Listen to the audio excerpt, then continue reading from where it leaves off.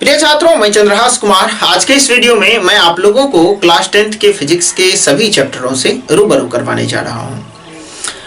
आज मैं ये बताने जा रहा हूं कि जो क्लास 10th के फिजिक्स में हमें क्या क्या अध्ययन करना है। तो चलिए सबसे पहले मैं देख लूं कि जो इन सभी अध्यायों को कितने भागों में बांटा गया है। क्लास 10th के फिजिक्स के सभी चैप्टरों को मुख्य रूप से 3-4 भागों में बांटा गया है। प्रकाशिकी, अस्थिर वैद्युतिकी, चुंबकत्व और सोर्स ऑफ एनर्जी के रूप में बांटा गया। पहला जो है ऑप्टिक्स में आपको पढ़ना है प्रकाश एवं प्रकाशीय स्रोत के बारे में। थोड़ा सा समझ लीजिए, हमारे आसपास जो लाइट होती है, जिसको कि हम लोग रोशनी भी कहते हैं, जिसके कारण से हम किसी वस्तु को देख पाते हैं, वही प्रकाश है। और जिससे हम प्रकाश प्राप्त करते हैं वही प्रकाशीय स्रोत है। तो आप समझ ही गए होंगे प्रकाश और प्रकाशीय स्रोत, इसके बारे में विस्तार से अध्ययन करना है इसमें। इसके बाद है प्रकाश के अपवर्तन और परावर्तन को, इन दोनों को समझिए। जब कभी किसी वस्तु से प्रकाश टकराती है तो वो रिटर्न हो जाती है, तो यही है प्रकाश का परावर्तन। और ये कितने प्रकार से होती है और ये परावर्तन के समय किन किन नियमों का पालन करती है, यहाँ पे देखेंगे। प्रकाश के अपवर्तन के बारे में थोड़ा सा आप समझ लीजिए। यदि आप कभी पानी में क्या कीजिए कि जो एक छड़ी को तिरछा रख दीजिए तो आपको वह टेढ़ा दिखाई देता है। आप पानी के अंदर कोई आप एक ग्लास में पानी ले लीजिए और आप पूरा भरिए तो उसका तल थोड़ा सा उठा हुआ दिखेगा। क्यों दिखता है, क्या कारण है इसके दिखने का, तो मैं ये आपको बताऊंगा। प्रकाश के अपवर्तन के कारण से ये घटनाएं होती है, तो यहाँ पे मैं बताऊंगा। वायुमंडलीय अपवर्तन, आप साधारण सी बात, आप रात के समय में जब आप देखेंगे तारे को तो थोड़ा थोड़ा आपको ब्लिंकिंग करते हुए वह कभी रोशनी घटता है और तो कभी बढ़ता है, ऐसा देखे होंगे, ऐसा पाए होंगे। वायुमंडलीय अपवर्तन के कारण से घटनाएं घटती है। आप देखेंगे आकाश का रंग नीला होता है, ये भी देखे होंगे आप। कई तरह के और घटनाएं जो आप वायुमंडल में देख रहे हैं, जिसको कि ये क्लियर नहीं है कि जो वह कैसे है, नहीं है, आपके मन में अभी यह क्लियर नहीं होगा। इसको पढ़ने के बाद बहुत ही शानदार तरीके से क्लियर हो जाएगा, ठीक है। तो यहाँ पर हम लोग वायुमंडलीय अपवर्तन के बारे में भी पढ़ेंगे। इस वायुमंडलीय अपवर्तन के कारण से कई और घटनाएं घटती है, जैसे इंद्रधनुष बनने की घटना, मरीचिका की घटना, ये सभी के सभी वायुमंडलीय अपवर्तन के ही कारण से होती है। तो मैं यहाँ पे आपको पूरा बढ़िया से बताऊंगा। तो ऑप्टिक्स के पार्ट में हमें ये सभी पढ़ने के लिए था। और साथ ही साथ आपको एक चीज मैं बताना भूल गया, मानव नेत्र भी यहाँ पढ़ना है। मानव नेत्र में यानी कि हमारे आंखों में किसी चीज का प्रतिबिंब कैसे बनता, वह उसे हम कैसे देखते हैं।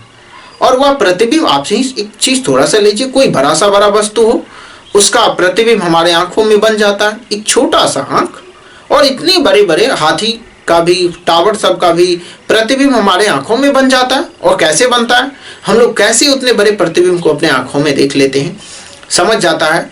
तो चलिए इसके बारे में भी यहाँ पर मैं आपको बताऊंगा।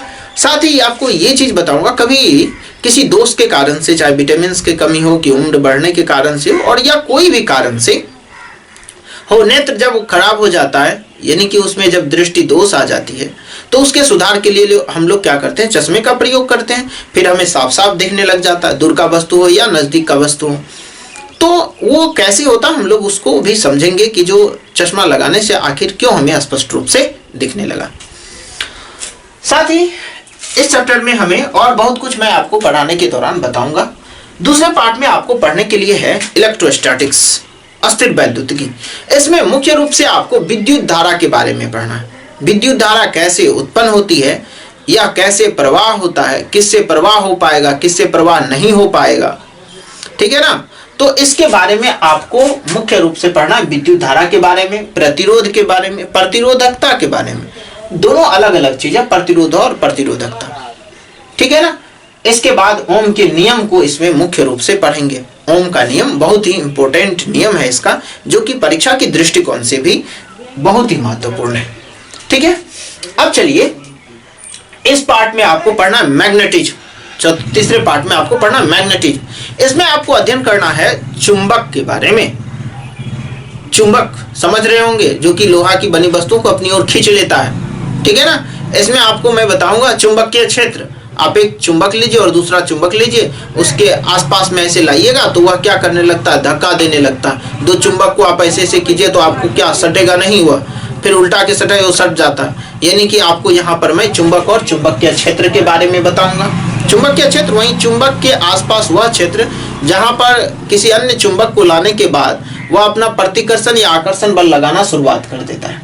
ठीक है, तब ये चीज देखेंगे। इसमें बहुत ही एक इंटरेस्टिंग फैक्ट है कि जो ऑरस्टेड का एक प्रयोग है, इसमें ये चीज है कि जो कोई जब किसी वायर में यदि विद्युत धारा प्रवाहित होती है ना, तो इसके चारों तरफ चुंबकीय क्षेत्र उत्पन्न हो जाती है। जैसे चुंबक के बगल में अगर आसपास यदि आप लोहे की वस्तु को लाते हैं तो वो खींचने लग जाता है। ठीक है, ऐसी बातें किसी तार में जब तक विद्युत धारा प्रवाहित होती है तब तक वो उसके आसपास जो है ना वो लोहे की बनी वस्तुओं को अपनी ओर खींचने का एक गुण आ जाता है, लेकिन बहुत कम होने के कारण से हम लोग साधारण सा अनुभव इसे नहीं कर पाते हैं।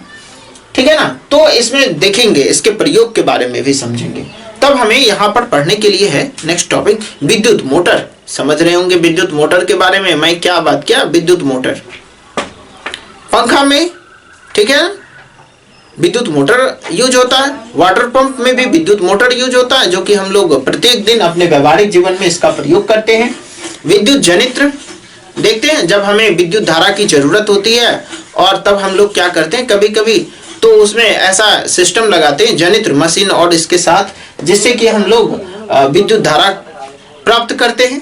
इसके बाद आपको एसी और डीसी करंट के बारे में भी अध्ययन करना है। एसी और डीसी करंट क्या होता है, यानी कि अल्टरनेट करंट और डायरेक्ट करंट क्या होता है। सीधी सी बात आप समझिए, जो हम लोग बैटरी से विद्युत धारा प्राप्त करते हैं ना, वो डीसी करंट होता है, और जो हम लोग अपने घरों में यूज करते हैं वो अल्टरनेट करंट होता है। यहाँ पे मैं आपको दोनों के बीच अंतर समझाऊंगा और बताऊंगा कि ये क्या है। तब इसके बाद आता है सोर्स ऑफ एनर्जी, ऊर्जा के स्रोत। इसमें आपको मुख्य रूप से पढ़ना है ऊर्जा के बारे में, जो जान ही रहे होंगे आप लोग ऊर्जा क्या है, और ईंधन के बारे में मैं समझाऊंगा, कौन सा ईंधन का हमें प्रयोग करना चाहिए, कौन कौन से आदर्श ईंधन होते हैं, अच्छे ईंधन किसे माना जाता है और किसे अच्छा ईंधन नहीं माना जाता है।